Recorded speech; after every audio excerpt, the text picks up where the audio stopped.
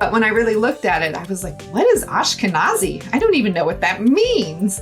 And it was just shocking. But obviously, in my case, since I thought that my dad was Black, I knew immediately what it meant because DNA doesn't lie. So I knew that it meant that the man who I thought was my father couldn't possibly be.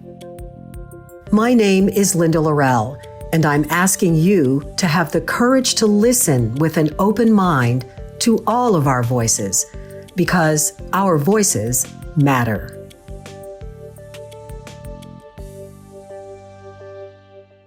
This episode is brought to you by BMW of West Houston. Hi, this is Robert Ory, the 7-time NBA champ, also known as Big Shot Bob. BMW of West Houston has provided me and my family with the best service and the best experience for years. BMW has been there for me and my family for years, so much so that it has convinced my wife to switch over from a former brand to BMW, and she loves it. BMW has been the car to drive. It is the ultimate driving experience. Hey everybody, it's Linda Lorelle, and this is Our Voices Matter podcast.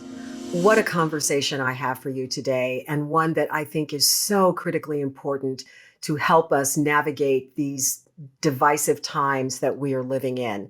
My guest is Kara Rubinstein Deyerin. Cara is the CEO of a nonprofit called Right to Know.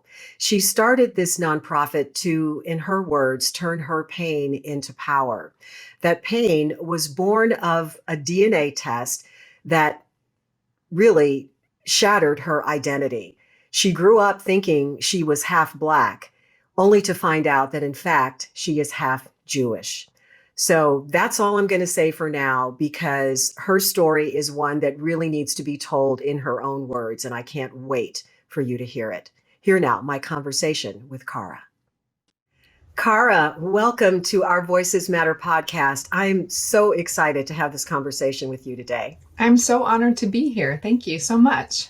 Well, you know, when you reached out and shared a little bit of your story and said, you know, I lost my biracial identity. I grew up thinking that I was half Black. And then I found out through DNA that I'm actually half Jewish. Mm-hmm. So let's go back to that moment when you got the DNA test from ancestry.com, mm-hmm. right? Mm-hmm. What the heck was going through your mind?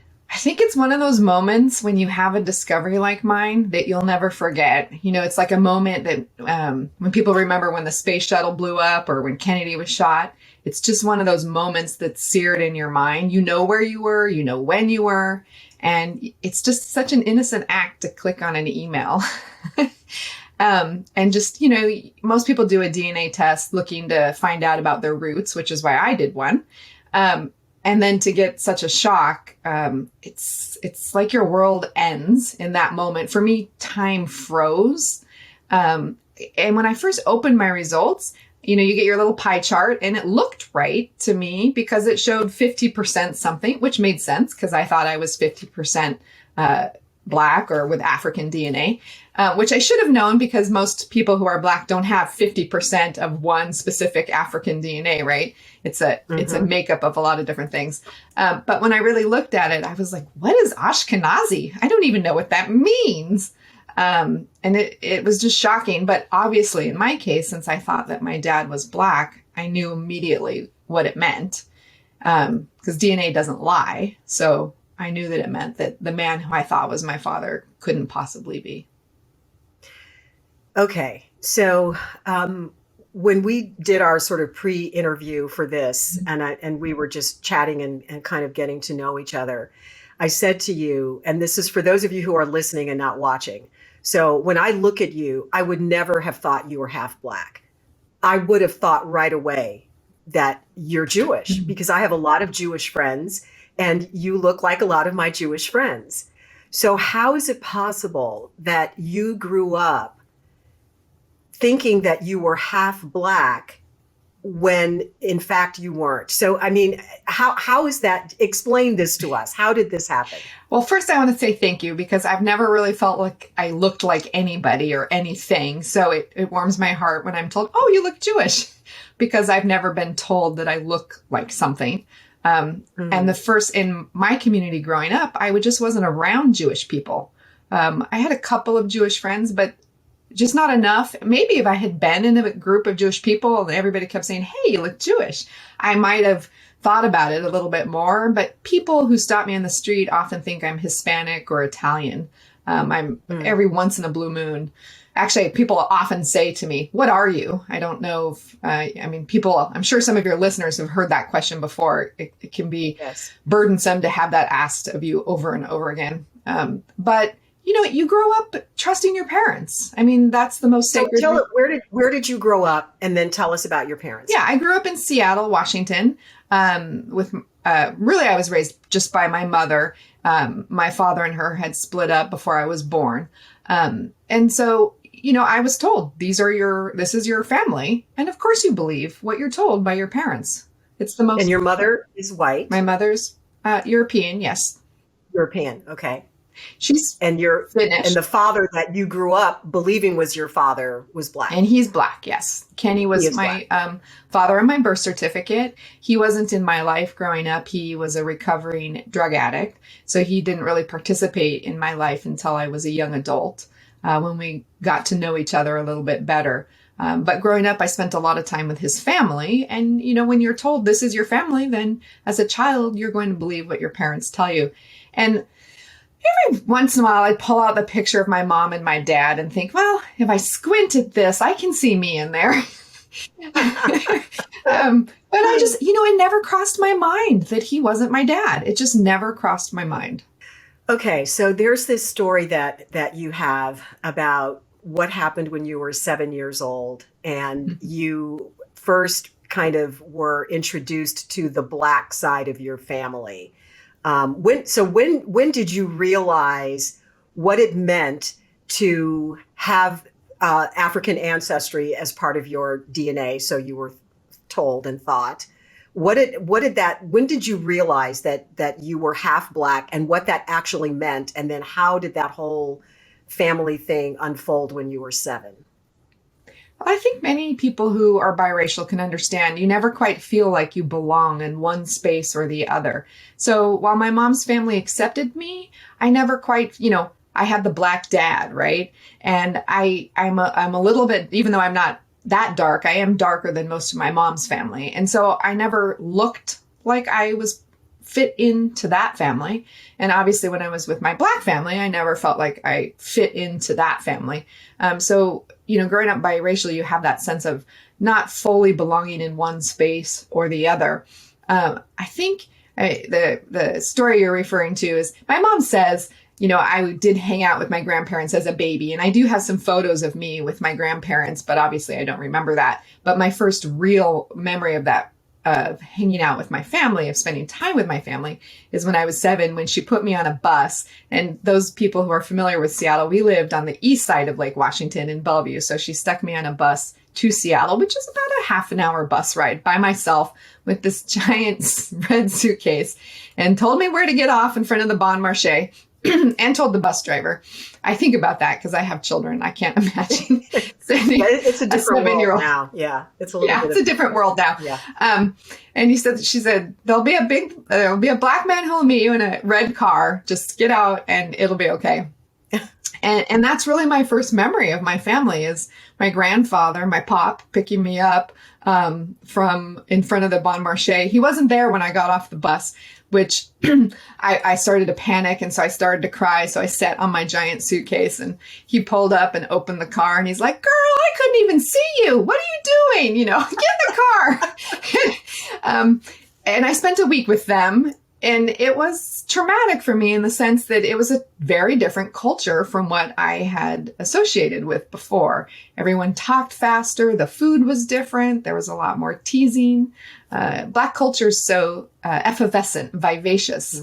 So it was a different experience for me. How were you received by your grandmother and your other relatives?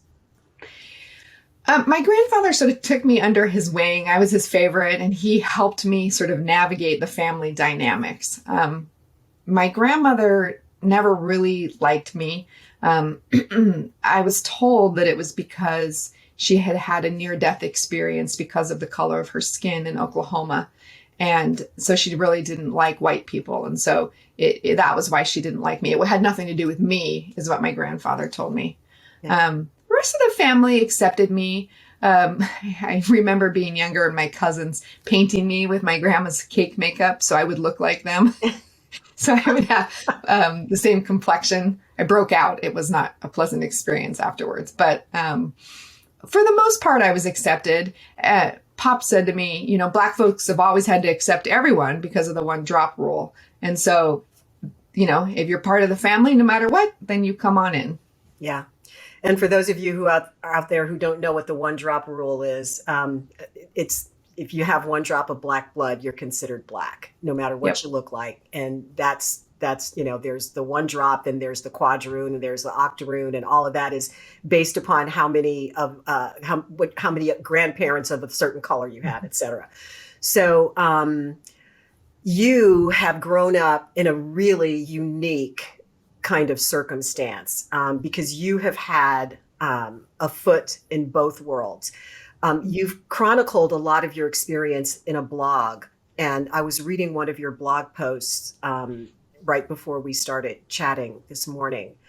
And in one of them, you talk about passing and how your grandfather, your Black grandfather, would say to you, when you have the opportunity to pass, you should.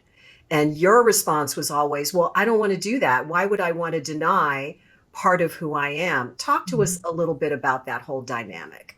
Passing is such a complex concept. And I think people who don't grow up around Black people or in a Black family don't really understand what passing means. And hopefully we're getting to a point where nobody has to even think about such things. I know for me as a 13, 14-year-old girl, it was such an odd concept, the idea that you wouldn't have to deny your family. But, you know, the way Pop kind of explained it to me was there may come a time again, and he fully believed this, where Black people aren't accepted anymore. And it could be detrimental to your physical health and safety. And therefore you would say you're white in order to survive and not be attacked. And he wanted me to be protected in that way. And it was just such an odd concept to me because I never had to experience seeing where people felt the necessity to do that. And family was always so important to me. So I always thought passing was such an awful thing. The idea that you would need to pass, that you would need to deny part of yourself. But then when I found out I was half Jewish, and like I was telling you before, I don't feel like I ever looked like anybody. I never walked into a room where people looked like me. But after my discovery, I visited a temple for the first time. And I walked into the temple, and most of the people in the room looked like me. But I didn't have the cultural context or the language, right? And so if I kept my mouth closed, I could pass as Jewish. And so for once I was like, okay, passing is okay here. I felt like I belonged in the space. And if I didn't say anything, then I passed. Of course, as soon as I opened my mouth, or, you know, I don't speak Hebrew, it was obvious that I was not raised Jewish. And so passing took on a more complex sense for me. So where do things stand with your family dynamic now? What, in terms of how you've been accepted on both sides of the family or not? So having misattributed parentage, which is what we call this, meaning that one or both of the parents that you grow up with, you learn are not your actual parents. We call those your raising parents or your social parents. That's what they call it in adoption. So when you make a discovery of misattributed parentage, there's a possibility for rejection. And really, the first thing that's important in having such a discovery is identifying who your family is, because it's like your foundation is toppled, your rug is pulled out from underneath you. You have no idea who you are anymore. And that person that you saw in the mirror, the context that you had for that is gone. So now every time you look in the mirror, you see a stranger, and you have to try to rebuild that. So finding your genetic family is really important to help give you some context as to who you are. It took me about 4 months to figure out who my genetic family was. And unfortunately, they have rejected me. And my raising family on my dad's side some of them also rejected me as well once they realized I wasn't related to them by blood anymore. So it's been a process. How are you navigating that process? How are you dealing with that? Turn your pain into power. I think that's the best thing people can do in these circumstances. So I started a nonprofit to help people who make these discoveries. I'm sure, people have been having different parentage over many, many thousands of years. Since humans have been around, there's been extramarital affairs and other reasons that you have children with misattributed parentage. But now with the over-the-counter DNA technology, those secrets are coming out. People are discovering that they are adopted and their parents didn't tell them, or that they were conceived through assisted reproduction techniques and their family didn't tell them. And so when you make these discoveries, regardless of how or why you have misattributed parentage, it's very traumatic. And so I started Right to Know to offer services for people, a safe space to heal and get access to the resources that you need to navigate this crazy thing. Because when this happens to you, you think this is crazy. This could never happen to anybody else in the world. Who else grows up thinking they're half Black and discovers they're not, right? But there's a huge community out there, and we think 1 in 20 people have misattributed parentage. So there's a lot of us. That's a huge number. Mm-hmm. That is a huge number. So tell me how Right to Know helps those people who reach out to you because of their misattributed parentage. What are you doing to help people get through this? And if there's a particular story that stands out in your mind, aside from your own, which is quite extraordinary, if there's another story that stands out in your mind that you could share with us where you've been able to help someone get through a situation like this. Oh my gosh, there's so many different avenues of misattributed parentage because this reverberates throughout the family, and it's not just your family. I mean, most people who make these discoveries are adults. So, I have a spouse, right, who had to deal with the fact that who he married isn't who he married. Luckily, my spouse is very supportive, but we've heard of some spouses going, oh, wait a minute, because it's actually unusual. I'm the only person I know of who thought they were half Black and found out they weren't. We hear often about people being raised European and then discovering that they're half Black. And then their spouse goes, I need some time to process this. I didn't think I was marrying a biracial person. And so it can be very tricky for just your nuclear family. But then there's your raising family or your genetic family, your friends. So this reverberates, throughout the family. So we maintain a hotline or a resource request line. Our hotline is 323-TALK-MPE. And people call up, and the first number one priority is just to listen. Because again, you think this is crazy, nobody understands. So it's staffed by volunteers who have had a misattributed parentage experience. And then we provide a free DNA search angel to help them find their genetic family. Most people have identified their genetic family. I mean, one Pew study said 1 in 7 Americans have taken an over-the-counter DNA test. So it's pretty easy now to identify genetic family. It's a lot easier than it used to be. And as more and more people test, it continues to that time span has lessened.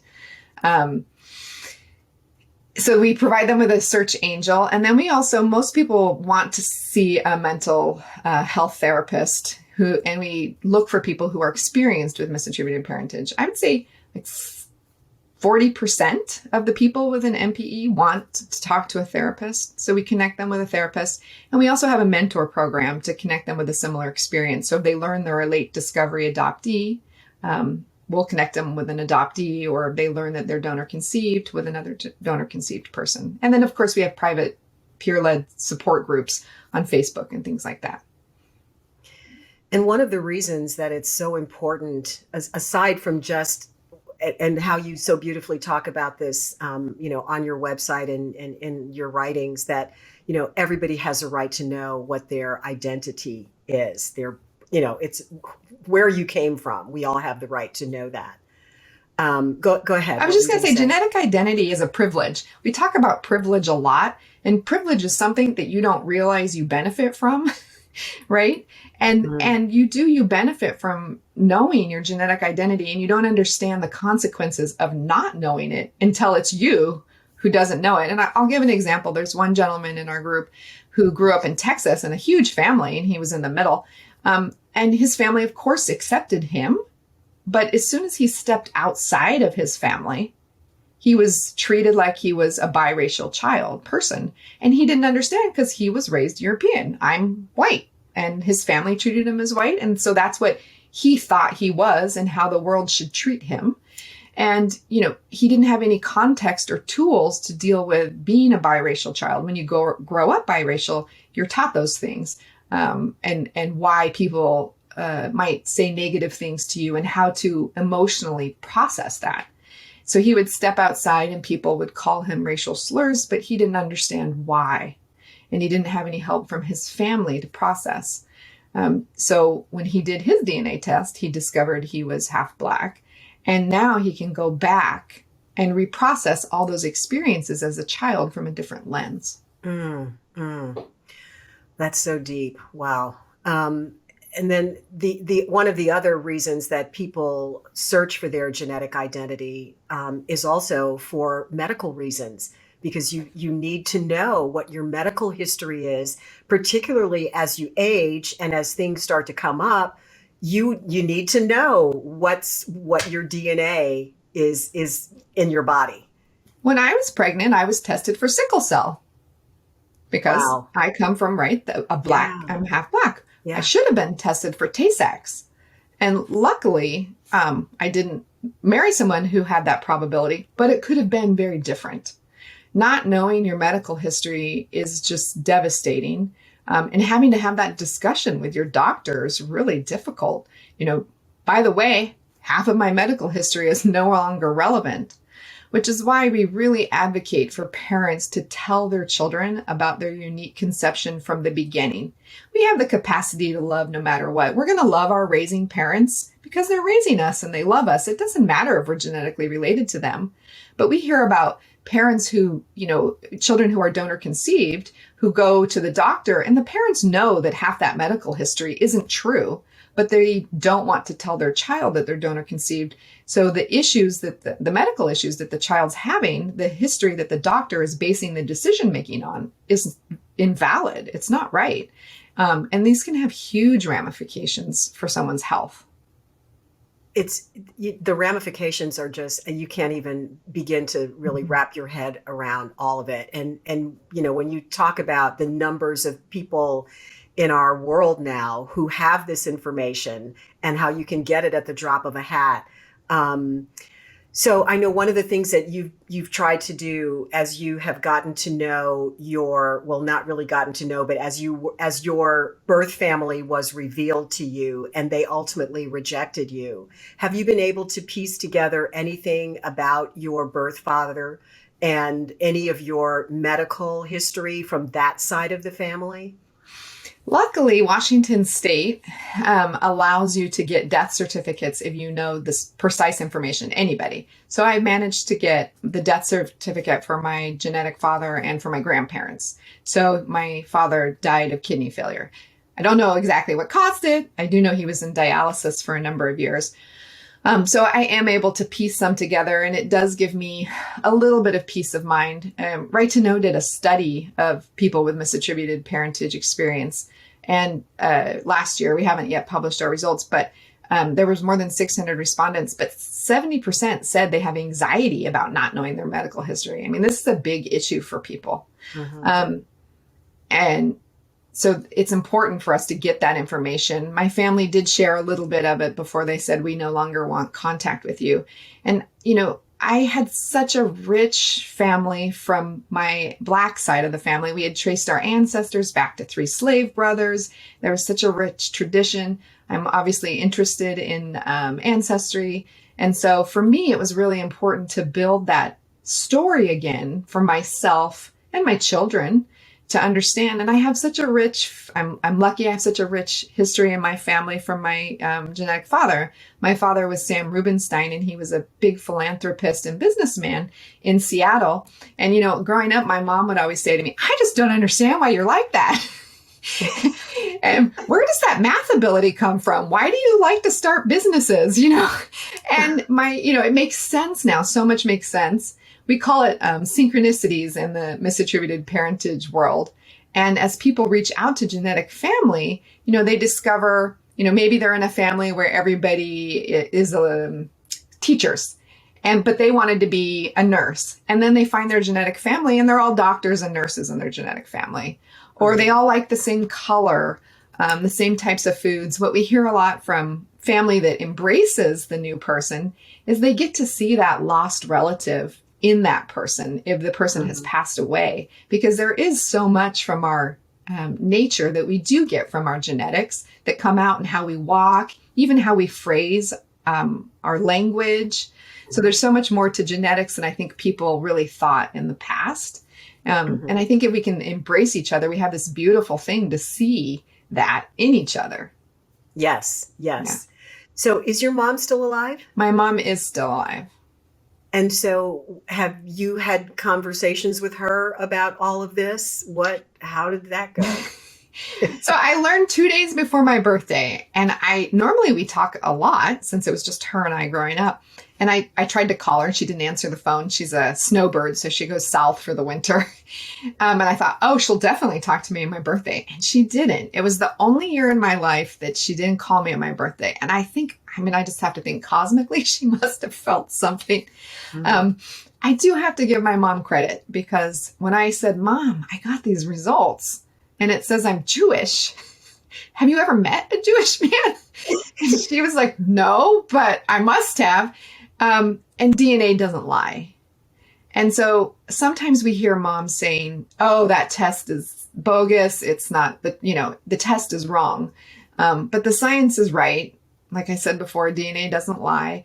And at first you think they must have switched my test. I mean, that's the first thing you think when you get your results. But if you look at your matches, I had matches that matched my mom's family in my DNA matches. So there's no way they can switch part of your test when you send it in. I mean, of course, I sprinkled the internet with my DNA. I took a DNA test from every single testing site there is just because I wanted to find out who I was. But I do give my mom credit for acknowledging that. And it took a while, but over a year, I managed to piece together my origin story. And I hadn't realized how important knowing how you came into the world is to sort of recontextualize who you are. So I know that my mom met my genetic father in a bar and they had a one-night stand. And I know which restaurant they met at. And it gives me a starting point for rebuilding my sense of identity, which I have to work on daily. It's still, even though it's been almost 4 years now, I still have to process and remind myself, this is who I am. This is where I'm going. I think I told you before, I have a picture of my father and my genetic father and my mother above my computer, just so I can look at it sometimes and ground myself in that. Yeah. Wow. And so what about your Black family that you grew up with? Are you still in touch with them? Are you still accepted as part of that family? What is that dynamic? Well, my grandfather passed away a long time ago. My grandmother passed away about 5 years ago. And Kenny, my raising father, was diagnosed with a terminal illness. And like I said, we had gotten much closer over the years. And when I got my results, I had asked him to do the test too. The reason I tested is because I wanted to take my 3 sons on a Finding Our Roots tour in Africa, but I didn't know where to go in Africa. And so I asked my dad to test and, he was like, baby, I don't know if I want to do that. And I was like, please, Dad. And he did. So when I got my results, I didn't want him to open that in a email in the computer and not see me as a match. And so I had to tell him in person. And it was a hard conversation. And I was hemming and hawing and I didn't know how to say it. Because when you say something out loud, it makes it real. Yeah. And he said, baby, just spit it out. Whatever it is, we'll get through it. And so I was like, you're not my genetic dad. We're not related. He's like, that's it? You're still my daughter. And really, the whole experience brought us closer together. And when you discover you're Jewish, you have 15,000 cousins because of endogamy, marrying within the culture. You're more related. But I had no close matches. And so every time I would see him while I was caring for him, he'd be like, baby, you have a right to know who you are. And how is it going with the search? And so that's where the name Right to Know came from, is from him. He did pass away in May 2 years ago. And do you have contact with any of your cousins on the Black side of your family? So I grew up thinking I had, from Kenny, 5 different siblings, all from different mothers. And I do stay in contact with one of my sisters. But the rest of the family I'm not in contact with, no.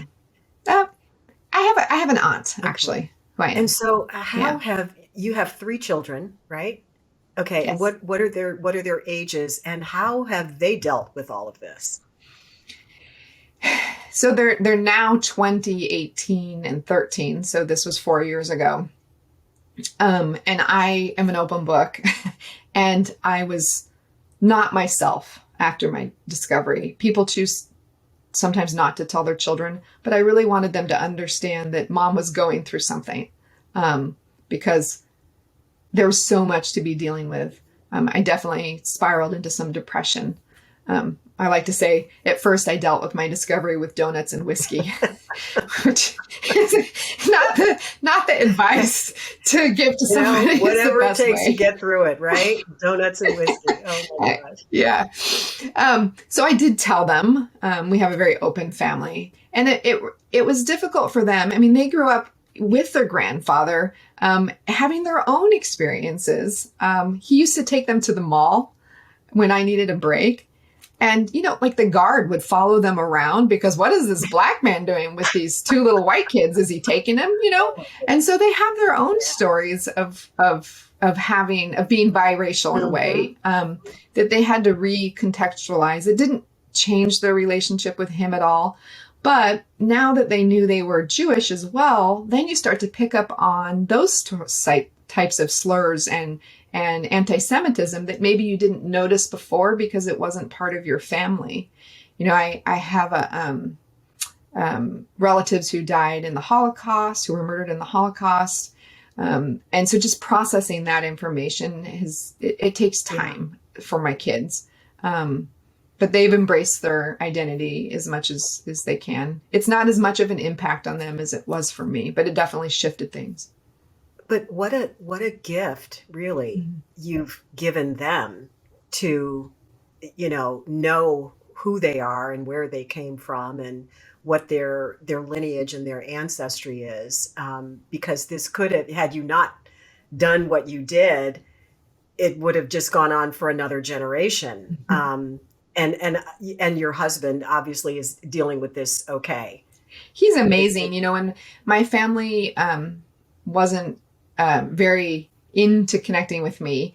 And he knew how much culture and identity was important for me. And I wanted to understand what it meant to be Jewish. He went and found a class on Judaism for me. And we went together just so I could be comfortable and not alone through my experience. He's been amazing through it. And I feel very blessed that I have that support system because not everybody does.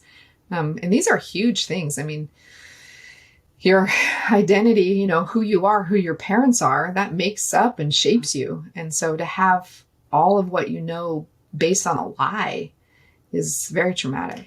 One of the reasons that I was so interested in talking to you when you reached out and shared your story is because of where we are as a human race right now, and all of the divisions that we have, the social justice, the racial justice reckoning that's really been at the forefront over the last few years.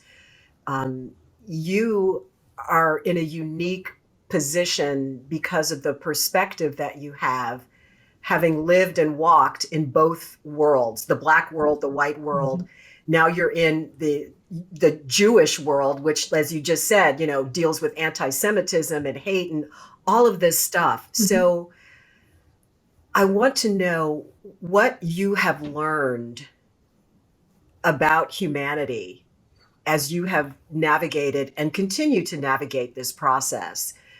What can you share with our listeners and our viewers about the state of the human race and where you think we should be focusing?